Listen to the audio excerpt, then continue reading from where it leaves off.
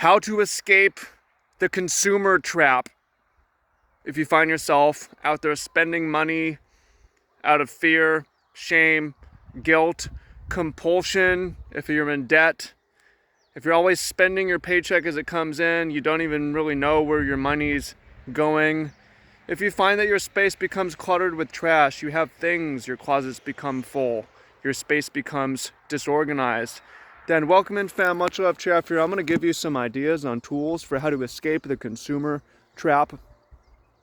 And if you're watching this video, I'm going to assume that you have an idea of what the problem is. I'm going to go over it briefly, but we're talking about the scams of needing a bunch of the US dollar. We're talking about fear and guilt-based shaming you about your body so that you need to wear and dress a certain way, that you need deodorant, and you need all the time, and you need material things, certain to dress a certain way, or to have certain status symbols, to have a new car, or to have a house, or to just spend money on whatever it is, or you're spending money on, even if you're buying education, if you're buying all kinds of courses or books, or those can be good, but if you just find that you're spending more money than you have, or you're spending more money than you make, or you're raising your income and your spending increases, or you find yourself stressed out about money, then this is part of the consumerism problem.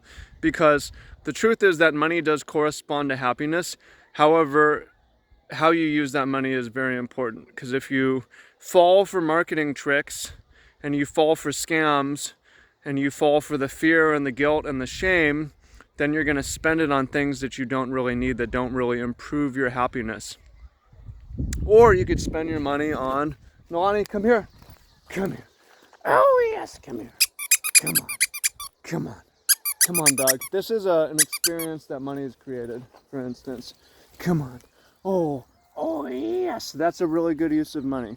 There's good uses of money. I'm not against using money, but just to consume it and to spend it, and to not think from statistics of what makes people happy and studies of what makes people happy, or just having a good plan of how to use your money. I'm not against money. I'm against the scam of the dollar, which we talk about, because they just debase, really, fiat currencies. They debase, you get inflated, you see the price of everything goes up, your income stays the same. So that's why I'm against the dollar, and why I talk about all these other things. This video is different. This is just running through this quick recap of those things. Here we're going to talk about how to escape this. Not what to do, but sort of how to. And I think the biggest, most important thing here is that the media and the marketing preys on your negative emotions in order to get you to consume. So they get you trapped in debt, and they get you trapped in spending money in this cycle because they prey on your fear of not being cool. They prey on your shame of your body, that you're not going to be attractive to the opposite sex. They prey on your jealousy of wanting to be someone else, showing successful people. They prey on your guilt for just of who you are. So they're really preying on your negative emotions to trigger your buying impulse. And if they cannot make you feel bad, then it's a lot harder for them to get your money.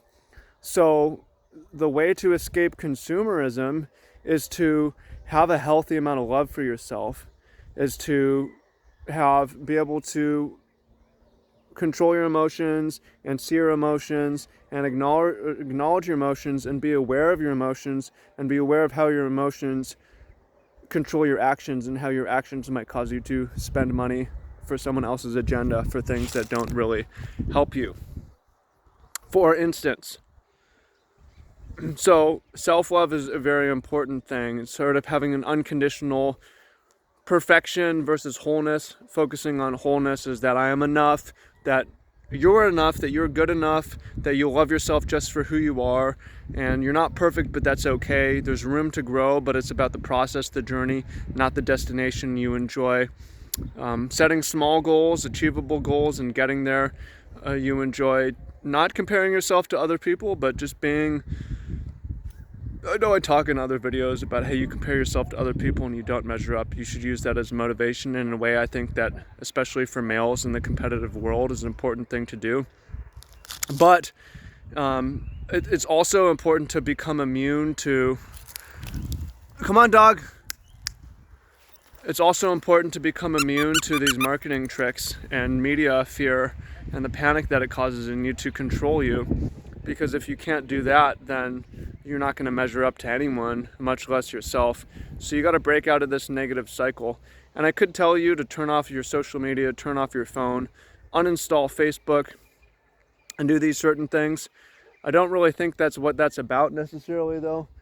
I think what it's about more than anything is, it's a lot about how you feel about yourself from a deeper level, and it could have had to do with whether your parents gave you conditional or unconditional love, how you're treated if you're told you're special. It could have to do those things, but it has a huge amount to do with your own habits, taking care of yourself.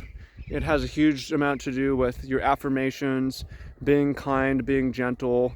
And I want to tell you that if you have negative self-thought, that you shame yourself, that you guilt yourself, that you use fear and you use jealousy in your own dialogue with yourself, that's conquerable, that's changeable. You can ignore it or it can go away entirely through certain techniques.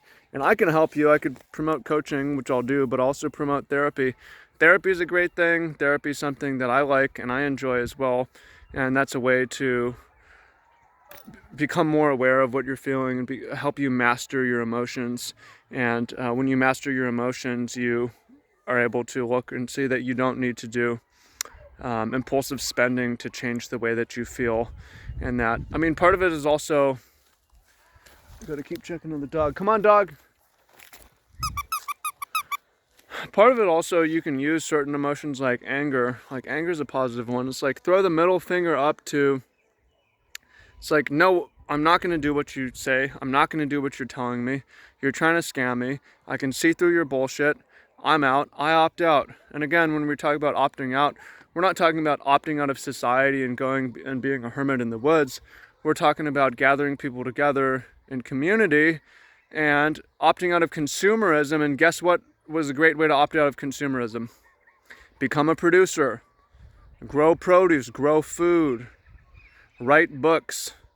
Record videos. Make something. Make art. Build business. Build buildings.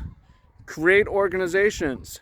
Become a producer, not a consumer. Change your mindset to become a producer and not a consumer. I produce things. I make things. I'm a producer. I produce music. I'm a builder. I build buildings. I build cabinets. I build businesses. I write books. I build things. I do things. I'm a producer. I'm not a consumer.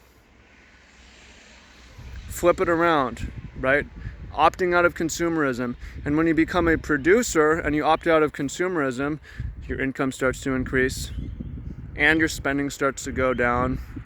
And one of the most beautiful things when this happens, when you're making more and you're saving more and you're investing as well, we talk about this, is, it just eases so much anxiety, man. It's like one of the things, underrated things about having wealth, not being stressed about paying the bills, being able to take a deep breath, being able to get off the treadmill.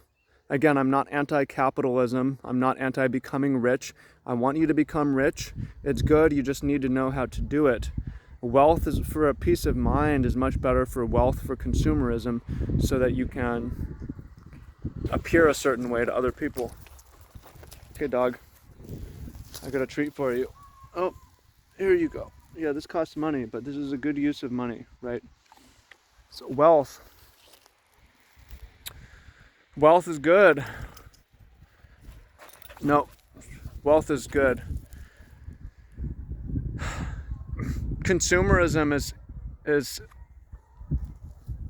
an obstacle to wealth, because when you're consumerism, it's like so many high earners aren't wealthy because they're consumers.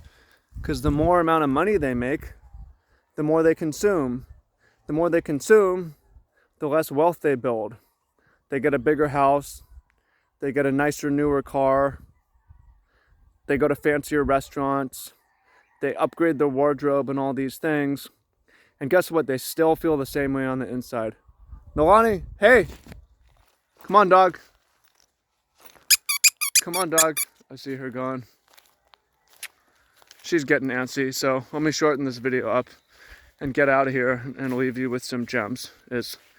I just want you, bottom line, I want you to feel good about yourself. If you feel good about yourself, then you're not going to spend money on shit that you don't need, and you're not going to care if people make fun of you because you look ratty or they perceive you to be a certain way. You're going to have the freedom to be you, and it's going to allow you to spend your money and build your money how you want to. And if you shift your mindset from being a consumer who buys things to a producer who makes things for other people, it's going to create a whole new world of abundance for you. And it's going to allow you, in combination, these two things, to start to build wealth. And as you build wealth, you can think about better ways to spend your money or use your money. And one of the nice things you can do is just have greater peace of mind. And you have peace of mind not just by making money, but by opting out of consumerism and not spending money. Dog wants to chase chickens up here. So I really hope you find that helpful. I really hope you find that useful. If you're enjoying this type of video where we go into these sort of different topics, please comment down below. Please let me know. I'm happy to make more videos like this. I will make more videos like this. There's a lot of topics I want to go into and I want to get into, and I want to help you.